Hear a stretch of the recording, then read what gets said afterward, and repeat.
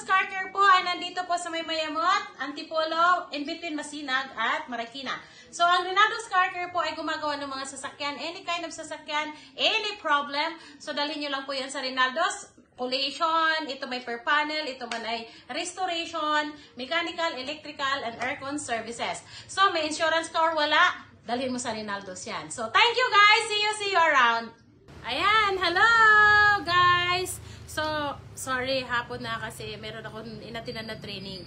Okay? So, ayan na po yung ating finished product ng Montero Sport na blue. Ayan, tingnan mo. Yung blue na nirepaint natin. So, tapos na po siya. Ayan.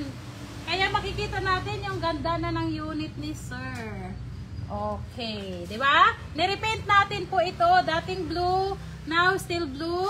Ayan. So, makikita natin na kasi medyo hapon na mga kapatid, no? So, medyo ano na siya. Madilim-dilim na ng konti. But anyway, yan po. Maganda na po yung itsura ng unit ni Sir na Montero Sport na blue.